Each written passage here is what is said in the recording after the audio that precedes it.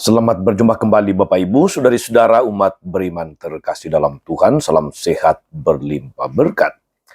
Hari Rabu tanggal 29 Oktober 2025, semoga kita sekalian merenungkan kutipan Injil Lukas bab 13 ayat 22 sampai 30 yang berbicara tentang betapa tidak mudahnya masuk ke dalam kerajaan Allah yang digambarkan melalui pintu sempit kerajaan Allah. Kita dengarkan sabda Tuhan. Dalam nama Bapa dan Putra dan Roh Kudus. Amin. Dalam perjalanannya ke Yerusalem, Yesus berkeliling dari kota ke kota dan dari desa ke desa sambil mengajar. Maka bertanyalah orang kepadanya, Tuhan, sedikit sajakah orang yang diselamatkan? Jawab Yesus kepada orang-orang di situ, berusahalah masuk melalui pintu yang sempit itu. Sebab aku berkata kepadamu, banyak orang akan berusaha untuk masuk tetapi tidak akan dapat.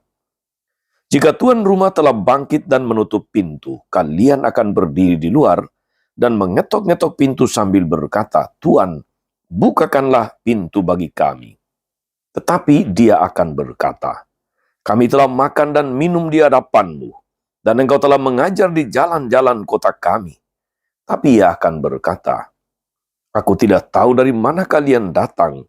Enyalah dari hadapanku, hai kalian semua yang melakukan kejahatan.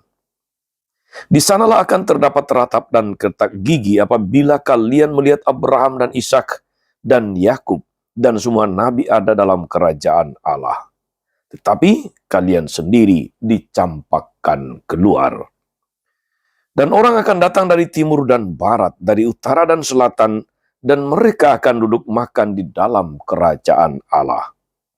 Ingatlah, ada orang terakhir yang akan menjadi yang terdahulu, dan ada orang terdahulu yang akan menjadi yang terakhir.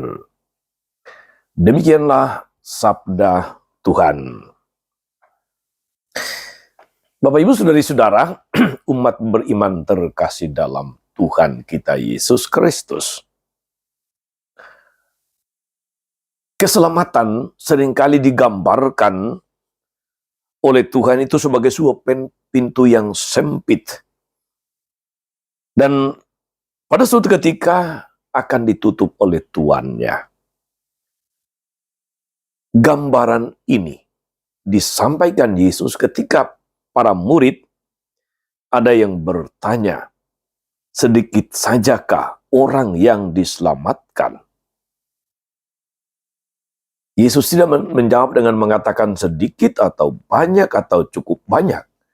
Tapi Yesus mengatakan berusahalah melalui pintu yang sempit itu.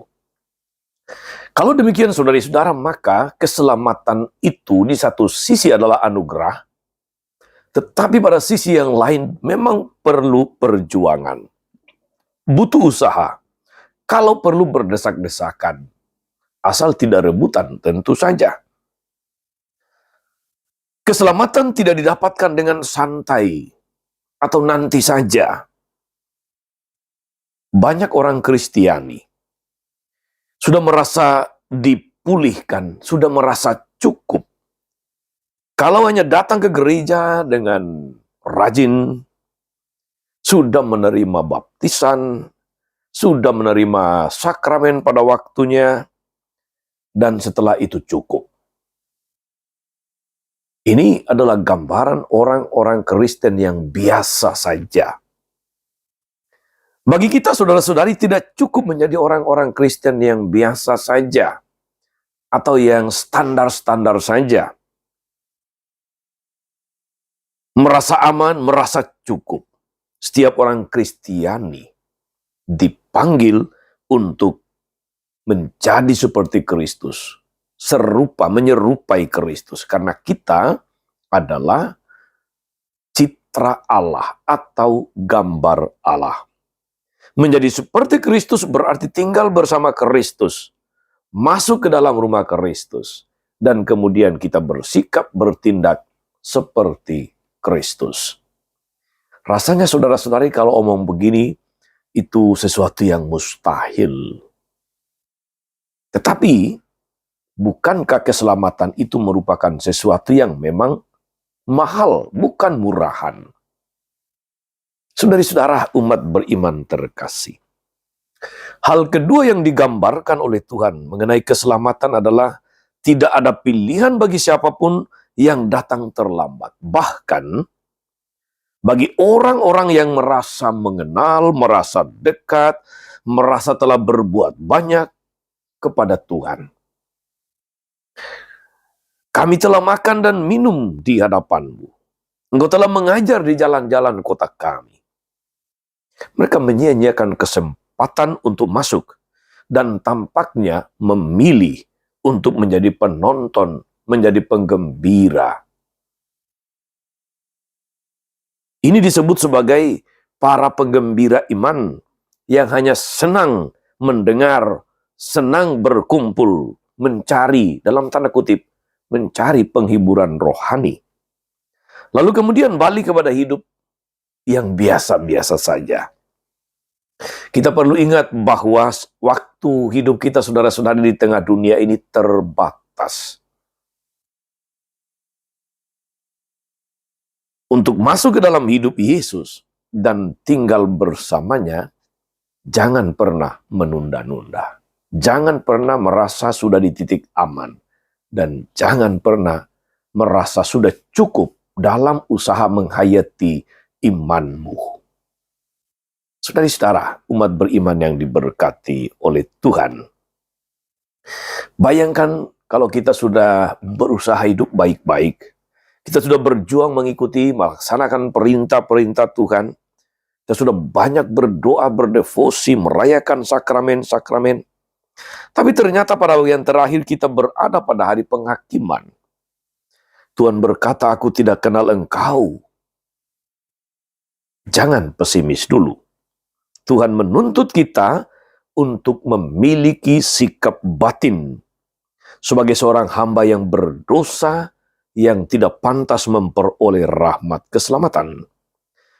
Ketimbang sikap batin seperti orang Farisi dan ahli Taurat yang merasa sebagai orang yang paling pantas, paling layak masuk ke dalam kerajaan surga. Jangan pernah mengungkap banyak jasa kita di hadapan Tuhan, apalagi pamer. Perkara masuk ke dalam kerajaan surga bukan soal jasa kita. Itu anugerah, tetapi kita ingat bahwa anugerah itu membawa serta tanggung jawab. Tanggung jawab untuk hidup sebagai murid Kristus, seperti Kristus. Dengan demikianlah hidup kita menjadi Kristiani. Selamat beraktivitas hari ini, saudara-saudari. Berusahalah untuk senantiasa melakukan segala sesuatu sebagai tanda syukur sebagai orang beriman, bukan untuk mencari popularitas, bukan supaya dipuji, tetapi sebagai wujud penghayatan iman kepada Tuhan yang sudah menganugerahkan keselamatan kepada kita. Tuhan Yesus memberkati. Amin. Tuhan Yesus Kristus, kami bersyukur atas firman-Mu yang sungguh menjadi pedoman bagi kami dalam berlangkah, di dalam berjalan menuju di Kau. Semoga kami tidak hanya menjadi penggembira, apalagi penonton, tapi sungguh-sungguh mau terlibat dalam ambil bagian, dalam hidup dan karya-karya-Mu, dalam karya gereja dan masyarakat kami. Moga-moga kami hidup semakin dekat padamu, bersatu denganmu, dan semakin menyerupai Engkau. Terpujilah nama-Mu sepanjang segala masa. Amin. Saudari-saudara sekalian, berkat Allah turun atas saudari-saudara, atas mereka yang kita doakan, atau kita janjikan doa, mereka yang sakit dan menderita. Segala rencana, karya, dan pelayanan hari ini, Bapa, Putra, dan Roh Kudus. Amin. Tetap sehat, teruslah menjadi berkat.